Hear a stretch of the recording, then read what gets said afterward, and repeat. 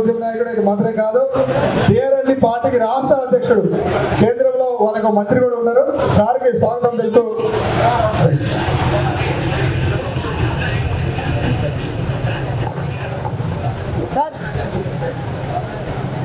ఈరోజు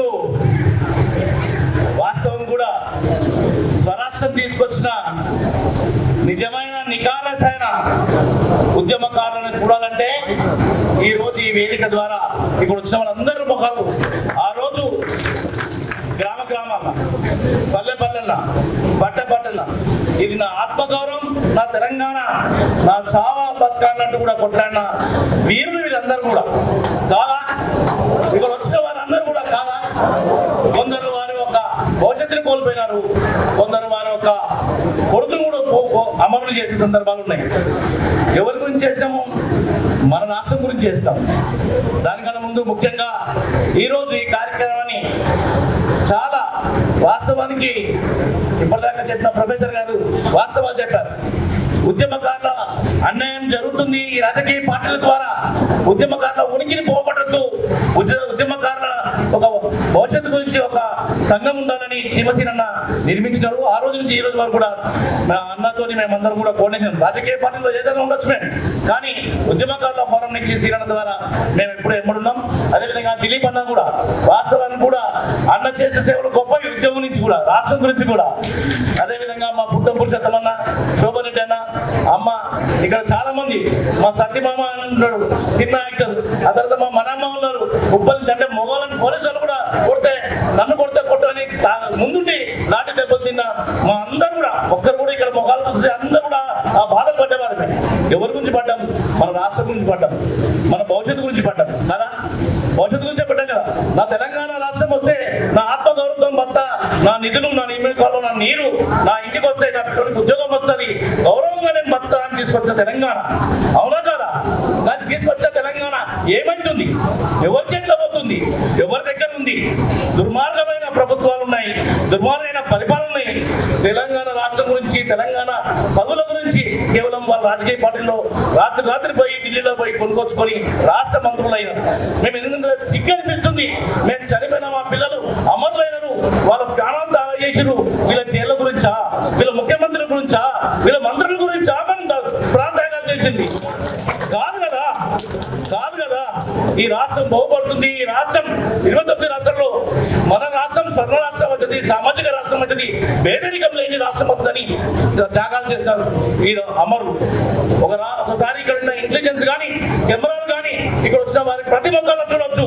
వారి ఉద్యమంలో రాష్ట్ర సాధించడంలో ఒక్కొక్కరు ఒక నష్టపోయిన వారు ఉన్నారు, ఒకరు వారి ఆర్థికంగా నష్టపోయిన వారు ఉన్నారు, ఒకరు వారి భవిష్యత్తు నష్టపోయిన వారు ఉన్నారు, ఒకరు వారి సొంత కొడుకులు కూడా ఈ ఉద్యమానికి ప్రాణాలు పోయించిన సందర్భాల్లో ఇలా ఆ కుటుంబాలు ఉన్నాయి. ఆ కుటుంబాలు పదే వచ్చి అడుక్కోవాల్సిన పరిస్థితి. రాష్ట్రం తీసుకొచ్చిన వారిని, రాష్ట్రం ముందు వద్ద నుండి కొట్టండి వారిని, రాష్ట్రంలో వచ్చే ఫలితాలు మాకు ఇవ్వండి, రాష్ట్రం తీసుకొచ్చిన దాంట్లో మా భాగస్వామ్యం ఉంది, మమ్మల్ని గమనించండి, మమ్మల్ని గుర్తించండి, మమ్మల్ని గౌరవించండి అని అడుక్కునే పరిస్థితి ఈ రోజు నేను వాస్తవానికి కూడా చెప్తున్నాం. ఈ రేవంత్ రెడ్డిని అడిగినా మమ్మల్ని 250 గజాలు ఇవ్వమని. ఆయనే కదా ఉద్యమకారులని వాడుకోవడానికి, ఉద్యమకారులను రాయగట్టి విడగొట్టుకోవడానికి 250 గజాలు అడిగింది.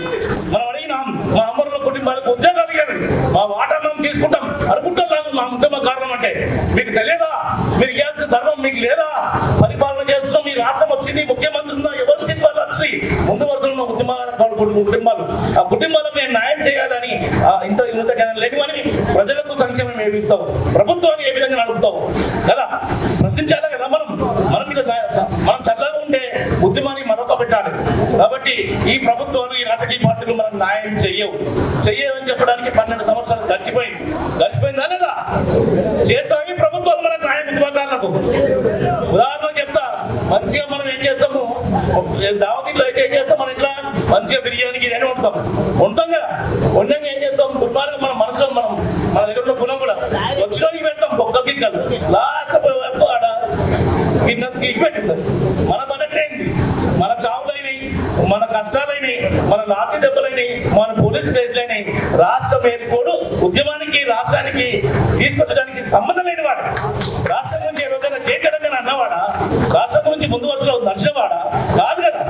నిన్న ఎంత గౌరవం శ్రీమత సినన్న, దిలీపన్న, వారు తేజస్వి వస్తున్నట, వాడు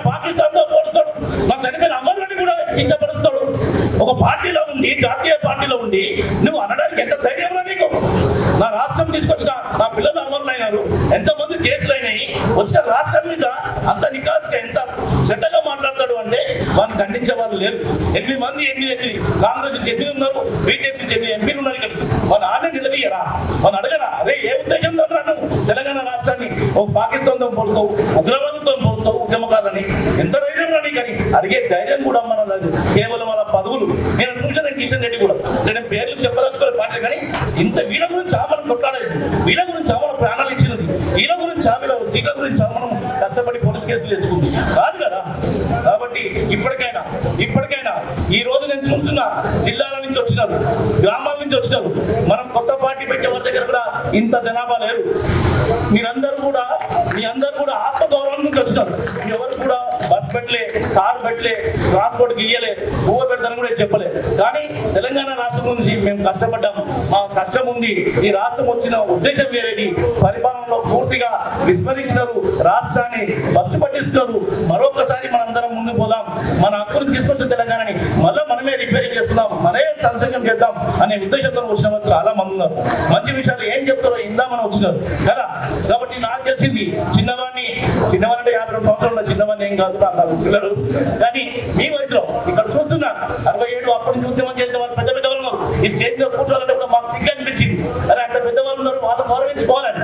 కానీ మాట్లాడేవాడు కొద్దిగా ఉండాలి, చెప్పేవాడు కొద్దిగా ఉండాలి అనే ఉద్దేశంతో ఇక్కడ కూర్చున్నాం. కాబట్టి ఈ రోజు మీ అందరూ కూడా 2 విషయాలు పెడుతున్నాం. మీరు దానికి మీ చప్పట్లతో చేకరంతో నాకు మద్దతు ఇస్తారని ఆశిస్తున్నాం. ఈ రోజు సీనన్నని మేము అందరం అడుగుతున్నాం. సీనన్నను ఉద్యమకారుల వేదిక పెట్టాం.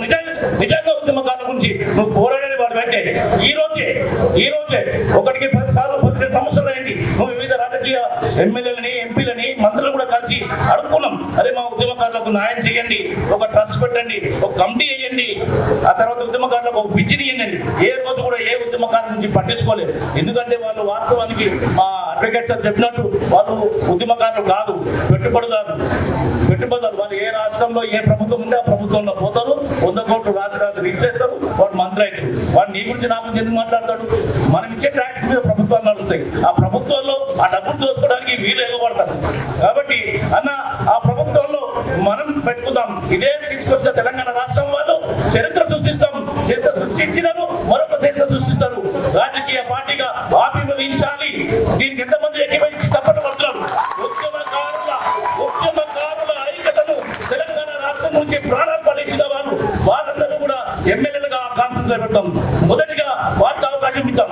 కేసులైన వారిని, నష్టపోయిన వారిని ఆ నియోజకవర్గంలో వీరిని ప్రతిపాదిద్దాం. ప్రజల దగ్గరికి పోదాం. మీ గురించి కదా, రాష్ట్రం గురించి కదా నా కొడుకుని కొడుకుంటున్నా, రాష్ట్రం గురించి కదా పోలీస్ స్టేషన్కి పోయినా అని చెప్పి ఓట్లు అడుగుదాం. మీ తరపు నుంచి రాజకీయ పార్టీని ఆవిర్భవించండి. ఇక్కడ ఉన్న వారంతా కూడా పూర్తి స్థాయిగా మద్దతిస్తారు. దీంట్లోనే ఎమ్మెల్యేలు అవుతారు, ఎంపీలు అవుతారు, సర్పంచ్లు అవుతారు, చైర్మన్ అవుతారు. కారా మీరు? మీకు అర్హత లేదా? మన సైలెన్స్ ఉన్నారు, గట్టిగా చెప్పండి. టీవీ వాడకుండా సీఎం రేవంత్ రెడ్డి తెలియాలి. అరే మనకి మనకి ఇది నీళ్ళు తెస్తున్నారు ఉద్యమకారులు. వాటి వర్షాలు అడిగి మేము పట్టించుకోలేదు. అట్లా ఉద్యమకారులు పెట్టిందంటే మొన్న చూసినాం సర్పంచ్ ఎలక్షన్ లో ఆయన ఫెయిల్ అయింది. రేపు వచ్చే జిహెచ్ఎంసీలో కానీ రాబోయే 2029 ఎలక్షన్ అయినా సరే ఉద్యమకారుల తరఫు నుంచి రాజకీయ పార్టీగా ఉంటాం. ఇక్కడ ఉన్న వాళ్ళని ఎమ్మెల్యేలు చేస్తాం, ఇక్కడ ఉన్న వాళ్ళని ఎంపీలను చేస్తాం, ఇక్కడ ఉన్న వాళ్ళని చైర్మన్లు చేస్తాం. దీనికి ఎంతమంది సపోర్ట్ చేసి జై తెలంగాణ, జై తెలంగాణ. కాబట్టి ఐక్యత వాస్తవానికి కూడా రాజకీయ పార్టీలు పెట్టుబడిదారులు కదా. మన దాంట్లో కూడా ఎన్ని దొంగలు ఉంటారు, మన దాంట్లో కూడా ఆశపడులు ఉంటారు, మన దాంట్లో కూడా వెనుకొడదారులు ఉంటారు. వాళ్ళ ద్వారా వివిధ సంఘాలు పెట్టిస్తారు. మేము చూస్తున్నాం. పాపం ఆయన ఒక డాక్టర్, ఒక ప్రొఫెసర్ డాక్టర్. ఆయనకి ఏం అవసరం? ఆయన ఇంటికాడ కూర్చున్నా కూడా గవర్నమెంట్ డాక్టర్ ఇంట్లో కూర్చోవచ్చు కాదు. నా ఆత్మగౌరవం ఉన్నారు. అందరం సైలెన్స్ ఉంటే ఎట్లా ముందు వరుసలు ఉంటాయి. మేము మొన్న కూడా చెప్పాం, అన్నా నేను ముట్టుకోవాలంటే ఫస్ట్ అలాంటి వాళ్ళు చాలా మంది ఉన్నాం. కోపరెడ్డి ఉన్నాడు, పుట్టతో ఉన్నాడు, నేను నువ్వు తిరిగి అన్నాడు. నీ దగ్గరికి ఎవరైనా రావాలంటే మేమందరం కూడా మీకు ముందు వరుసలు ఉంటాం. మేమందరం కూడా సమయం ఇవ్వవచ్చు, కానీ మీరు సమయం నుంచి ముందు తీసుకెళ్తున్నారు. ఉద్యమకారులని ఒక్కరి నుంచి కాదు, మీ ఇంటి గురించి కొట్లాడలేదు, మీ ఆ ఇంటి గురించి కొట్లాడుతున్నారు. సింహ వస్తున్నా ఇంతమంది వివిధ జిల్లాల నుంచి వచ్చినారు. వీడు ఎంతమంది ఉన్నారో బయట ఇంతకన్నా ఎక్కువ మంది ఉన్నారు, రోడ్ల మీద ఉన్నారు. చాలా చిన్నగా అయింది. కాబట్టి మీ ద్వారా ఈ సభ మూలంగా దిలీప్ అన్న మీ అందరితో కూడా ఒక రిక్వెస్ట్, ఉద్యమకారుల నుంచి రాజకీయ పార్టీగా ఏర్పడాలి. డైమండ్ తోనే కోసినట్టు, రాజకీయ వ్యవస్థ నుంచి రాజకీయంగా కోసినట్టు మనం కూడా రాజకీయ పార్టీగా ఆవిర్భవించాలి. ఇచ్చి ఎవరెవరు ఆశావాదులు ఉన్నారు, ముఖ్యంగా అమరుల కుటుంబాలు, ముఖ్యంగా ఉద్యమకారులు ఎవరెవరు ఉన్నారో ఆర్థికంగా అన్ని విధాలు ఉన్నారు, వారిని ఆ నియోజకవర్గంలో ముందు వరుసలో పెట్టి నడవండి. మేము పూర్తిగా మద్దతు ఇస్తాం. నిన్న ఎంపీ గారు ఇచ్చిన చేతశాస్త్రి గారు ఇచ్చినా కూడా మీరందరూ ఖండించాలి. మీరు నాకు తెలిసి ఇవ్వాలన్న రేపన్నా మీ నియోజకవర్గంలో దృష్టి బొమ్మ తరగబెట్టండి. ఇంకోటి తెలంగాణ గురించి, తెలంగాణ త్యాగల గురించి, అమరుల గురించి తప్పు మాట్లాడితే మా చెప్పులు దండేసి, మీ మెడలు దండేసి దృష్టి బొమ్మ తరగబెట్టాం బిడ్డ. ఇంకా ఉద్యమకాలం బతుకున్నాం, చనిపోయిన వాళ్ళు అమరులైనలు, బతికిన వాళ్ళం కూడా ఏ దానికి కూడా ఎంతో పోలేదు. మా తెలంగాణ గురించి మాట్లాడితే బాగుండదు. రేపు రాజకీయ పార్టీలో కూడా మనం కూడా మన సత్తా చూపించాలని కోరుకుంటూ ఈ అవకాశం ఇచ్చిన సీనాలకు ధన్యవాదాలు.